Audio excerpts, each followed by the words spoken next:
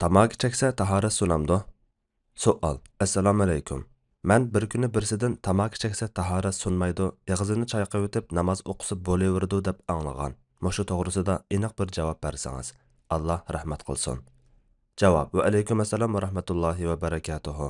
Barliq hamd sanolar Janobi Allohga bo'lsin. Durud va salomlar payg'ambarimizga, u zotning oila tavobatlarga, ashablariga va u zotga toki qiyomatgacha ergashganlarga bo'lsin. Ma'lumki, tamaki umum islom ko'rsatmalari bilan haromliqqa isbotlangan ziyonli chekimlikdir. Hozir barliq olimlar o'rtasida tamaki chekishning haromliqida ixtilof yo'q. Demak, uni cheksa gunoh bo'ladi, harom ishni qilgan bo'ladi. O'zininglar tan salomatligiga ziyon urish bilan cheklanib qolmay, atrofdagilarning bo'libmi oila tavobatining saf havodan bahramand bo'lishiga to'sqinlik qilib, salomatligiga ziyon urish jihatdan tamakining keltirib chiqaradigan ziyni og'ir bo'lg'achqa, tamaki chekkichining gunohimi shu darajada og'irlashidi. Tamakiga sarf qilgan pulning hisobini qiyomat kuni Allohning huzurida bermay chora yo'q. Shunga tashlayolmayman deb sal qarmay, qat'iy iroda bilan tashlashga, tavba qilishga aldirash lozim. Tamakini tashlaganlarning ko'pligi tashlash mumkinligini bildirdi. Biroqli tashlayolmasa, kun sayin azaytib, bir qancha bosqichda tashlash ancha tas emas. Tahorat masalasiga kelsak, tahorati bor kishi tamaki chekib bo'lib, yangi tahorat olmasdan ilgirki tahorati bilan namoz o'qisa, tahorat bilan namoz o'qigan bo'ladi. Ya'ni tamaki cheksa tahorat sunmaydi.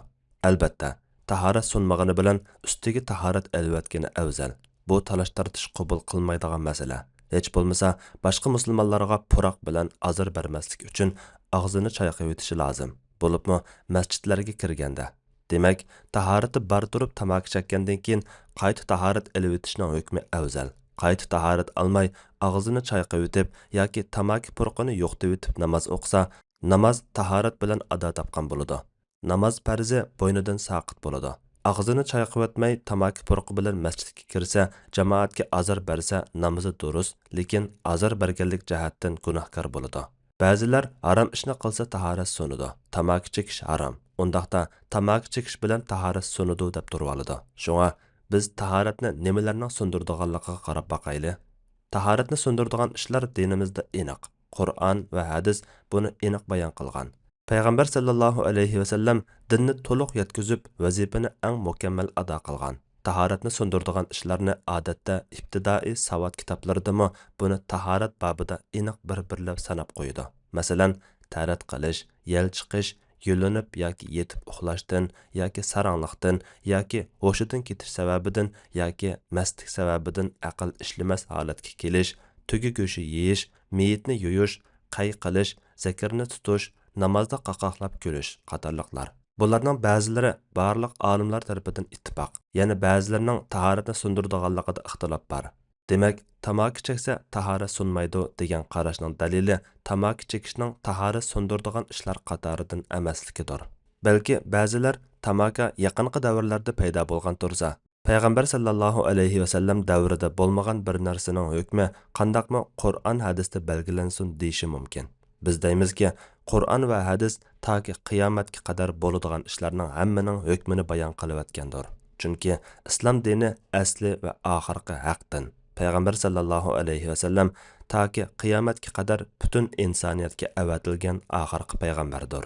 Payg'ambar sallallohu alayhi va sallam davrida tamaki bo'lmagani bilan boshqa harom ishlar bor edi. Boshqalarning haqqini harom yeb oladigan ishlar bor edi.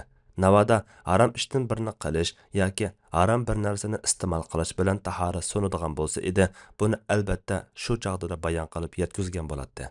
Olimlarimizmi buni kitoblarida tahorat sunadigan ishlar qatoriga kirgizgan bo'ladi. Tahoratni nimalar sundirdiganligini Alloh va uning rasuli belgilaydi. Biz xohlagancha belgilay olmaymiz. Haram ishlarni qilish bilan tahorat sunadiganligini din belgilamagan ekan, undaqda uning bilan tahorat sunmaydi. Misalga alayliq, tahorati bor kishi bir nomahram ayolning chechaga yoki beligiga qarsa tahorat sunib ketamdi, sunmaydi. Nomahram ayolga qarash harom ishqo. Yana o'g'irlik qilish harom, lekin tahoratni sundirmaydi.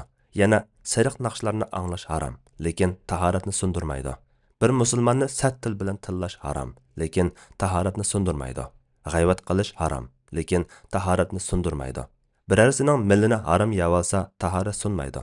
Boshqalardan tartib olgan joy namozda namoz o'qisa, namozi durust bo'ladi.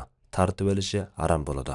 Bir narsaning haromligi boshqa gap, uning tahoratni sundirishi boshqa gap. Bu ikkisining o'rtasida bog'lanish yo'q. Shunga bir narsaning haromligi bilan uning tahoratni sundirishini ayirish kerak. Demak, dinimizda tahoratni sundirdiganligi belgilangan ishlardan boshqa ishlarning tahoratni sundirdiganligiga dalil bo'lmaganligi uchun biz o'zimizning aqli bo'yicha tahlil qilibla uni tahoratni sundirdigan narsalar qatoriga kirgizib olsak gunohkor bo'lamiz. Shunga biz bularni va buningga o'xshagan ibodat ishlarini faqatla Alloh tarafidan belgilanadigan tavqifiy ishlar deb ataymiz. Buningga diqqat qilinmagan taqdirda kishilar o'zligidan nurg'un ishlarni tahorat sundirdigan qilib oladi. Masalan, tirnoq olsa tahorat sunidi, chat tushirsa tahorat sunidi, bola emizsa tahorat sunidi, amchakdan sut chiqsa tahorat sunidi, tamaki cheksa tahorat sunidi, kofir bilan qo'l ilishib ko'rishsa tahorat sunidi, yalang'och ayolga qarasa tahorat sunidi, itni tutsa yoki maynat narsani tutsa tahorat sunidi, qarit o'ynasa tahorat sunidi, xena qo'ysa tahorat sunidi yoki sunarmish degandek. Lekin gunoh ishlardan birini sodir qilgan kishi tahorat elib o'tish afzalligida talash tortishi yo'q. Chunki tahorat olsa, yuyulgan a'zolardan gunohlar saqib tushib ketadi, yuyilib ketadi degan mazmunda sahih hadislar bor. Abu Hurayra radhiyallohu anhudan rivoyat qilindiki, payg'ambar sallallohu alayhi vasallam mundoq degan: Mümin musulmon tahorat ilib yuzini yuvganda ikki ko'zi bilan qarab qilgan gunohining hammasi yuzidan suv bilan yoki suvning oxirgi tomchisi bilan chiqib ketadi. Ikki qo'lini yuvganda ikki qo'li bilan sodir bo'lgan gunohining hammasi suv bilan yoki suvning oxirgi tomchisi bilan chiqib ketadi. Ikki putini yuvganda uning bilan yomon ish tarafga mengish orqali o'tkazilgan gunohlarning hammasi suv bilan yoki suvning oxirgi tomchisi bilan chiqib ketadi. Shunda qilib, u kishi tahoratni elib bo'lguncha hamma gunohlardan pak-pokiz bo'lib ketadi. Abdullah ibn Sunabihi radhiyallohu anhu rivoyat qiladi-ki, payg'ambar sallallohu alayhi vasallam mundoq degan: Mu'min banda tahorat ilish uchun og'zini chayqaganda eg'iz gunohlari uningdan chiqib ketadi. Burniga suv olganda burni sababli o'tkazilgan gunohlar uningdan chiqib ketadi. Yuzini yuvganda yuzining gunohlari toki kirpiklarning ostidagi gunohlargacha qolmay chiqib ketadi. Ikki qo'lini yuvganda qo'li orqali sodir bo'lgan gunohlar toki tirnoqlarning tagidagi gunohlargacha qolmay chiqib ketadi. Beshiga masih tortganda bosh orqali sodir bo'lgan gunohlar boshdan tortib toki ikki qo'liqidagi gunohlargacha qolmay chiqib ketadi. Ikki putini yuvganda putining gunohlari ikki putidan boshlab toki tirnoq ostilaridagi gunohlargacha qolmay chiqib ketadi. Andin o'qigan namozi va masjid yo'lda bosgan qadamlari uning uchun darajasini oshiradigan nafli amal qatorida bo'ladi. Diyorimizda tamaki cheksa tahorat sunudi degan hukm o'tirg'a chiqqan va tarqalgan. Amaliyotda tahorat sunudi degan bu hukm kishilarni tamakidan nafratlantirish, tazdirish maqsadida ba'zilar yaxshi niyat bilan o'tirg'a chiqarib qo'ygan bir gap xolos. Xuddi burunqi davrlarda ba'zi suralarning fazilati haqida hadis to'qiganlardan bu yolg'on hadisni nima uchun to'qiding deb so'ralganda ular kishilar Qur'onni o'qimaydigan bo'lib ketgachga ularni Qur'on o'qishga qiziqtirish maqsadida bu hadislarni to'qigan edim deb javob bergandekla bularmi shar'iy jihatdan isbotlanmagan bir hukmni kishilarni tamaki tashlatqizish maqsadida yaxshi niyat bilan chiqargan. Lekin bu hukm yaxshi niyat bilan chiqarilgan bo'lsa-mu baribir xato hukmdir. Maqsadlik chiqarilgan bo'lsa intayin ig'ir jinoyat hisoblanadigan xatarlik hukmdir. Chunki bu bir tarafdan Alloh taolaning hukm chiqarish haqqiga tajovuz qilganlik, yana bir tarafdan tamakini tashlay olmagan, ammo namoz o'qiyotgan musulmonlarning namozni tashlashiga sabab bo'lganlikdir. Xuddi tahorat sunudi degan kishi tamaki chekkan kishiga sen tamakini tashlay olmagandan keyin namozni tashla degandeklar. Men shaxsan tamaki chekadigan ham namoz o'qiydigan musulmonlarning namoz vaqti kelganda tahorati bar turib tamaki chekib qolgan edim deb ya namoz o'qiyvermay yoki tahorat yanglab namoz o'qimay namozni qazo qilayotganligini ko'p ko'rgan. Yana qarta o'ynab bo'lib namoz vaqti kirganda tahoratim sunib ketdi deb yangi tahorat elish eg'ir kelib namoz o'qimaganlarni ko'p ko'rgan. Bu amaliyotda jamiyatimizda ko'p uchraydi. Chunki tamakining haromligini bilib turib tashlay olmagan kishida odatda namoz o'qishdimi ma'lum darajada hurulliq, susliq ham sal qarash mavjud bo'ladi. Natijada tamakini tashlay olmay namozni tashlash bo'ladi. Albatta, tamaki cheksa tahorat sunudi ekan, tashlamasak namozni vaqtida o'qiy olmay qoldiganmiz deb tamakini tashlaganlarmi mavjud bo'lsa kerak.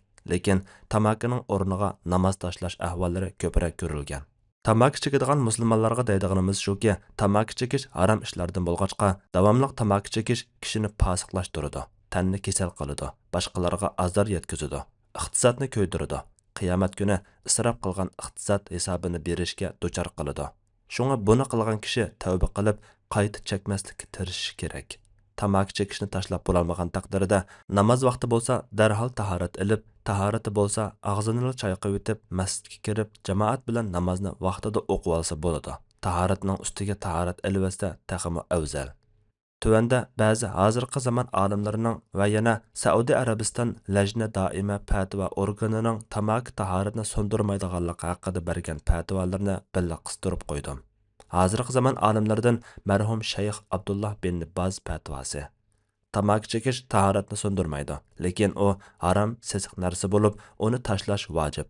Ammo bir kishi uni chekib namoz o'qisa, namozi bekor bo'lib ketmaydi. Tahoratimi so'nib ketmaydi. Chunki u o'simliklarning bir turi. U faqat ziyonliq bo'lganligi jihatdan harom qilingandir. Saudiya Arabiston Lajna doima fatvo organining fatvosi. Savol: turli tamakilarni sotadigan kishiga shariat hukmi qandaq? Men tamaki chekiman. Muazzinning azan tovlig'ini anglaganimda masjidga kiraman. Bundaq ahvolda men qayta tahorat elishim kerakmi yoki og'zimni chayqab olsamla bo'lamdi? Men tamakining ko'p kasalliklarni keltirib chiqaradiganligini bilaman. Javob: barliq hamda sana Allohga xosdir. Tamakini ziyonliq bo'lganligi jihatdan setish harom. Uning ziyni ko'pdir. Sotgan kishi fosiq hisoblanadi. Tamaki chekish bilan tahoratni qayta elish kerak bo'lmaydi. Lekin og'zidagi sesiq puroqni bir narsa bilan yo'qitib o'tish kerak. Shunaqla Alloh taolaga bu qilmishidan tavba qilish kerak.